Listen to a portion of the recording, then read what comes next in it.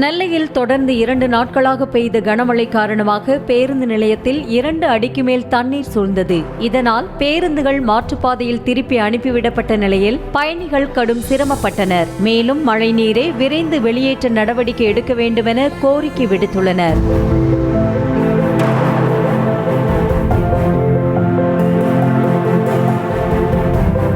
நெல்லை down பகுதியில் உள்ள வீடுகள் மற்றும் பள்ளிகளுக்குள் மழைநீர் புகுந்தது. இதனால் அரசு உயர்நிலை பள்ளியில் இருந்த புத்தகங்கள் நனைந்து சேதமடைந்துள்ளன. மேலும் மழைநீரை விரைந்து வெளியேற்ற வேண்டுமென அப்பகுதி மக்கள் கோரிக்கை விடுத்துள்ளனர்.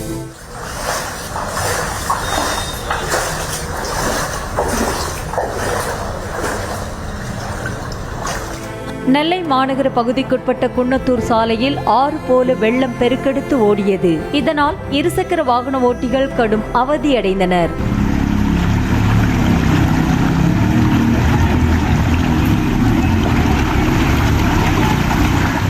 கனமழை காரணமாக தாமிரபரணி ஆற்றில் இருந்து திறந்துவிடப்படும் தண்ணீரின் அளவு அதிகரித்துள்ளதால் நெல்லை குறுக்குத்துறை பகுதியில் உள்ள முருகன் கோவிலை வெள்ளம் சூழ்ந்துள்ளது.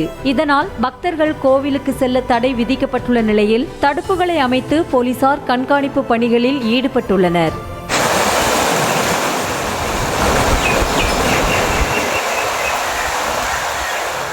நெல்லை மாவட்டம் கடையம் அடுத்த குமரேசபுரம் பகுதியில் குடியிருப்புகளை சூழ்ந்த வெள்ளம் வீடுகளுக்குள் புகுந்தது. இதனால் பொதுமக்கள் செய்வதறியாது தவித்த நிலையில் வெள்ளப்பெருக்கு காரணமாக சாலைகள் சேதமடைந்தன.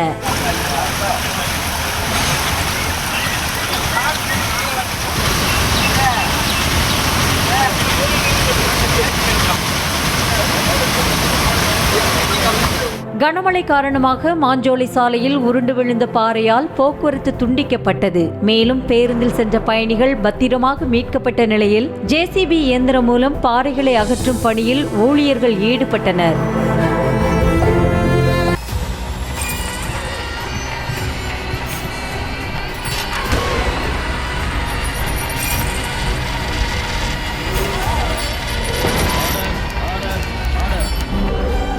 நிகழ்தகவு குற்றங்களின் மறுபரிமாணம். நாள்தோறும் இரவு 10 மணிக்கு இணைந்திருங்கள் நமது நியூஸ் தமிழ் தொலைக்காட்சியோடு.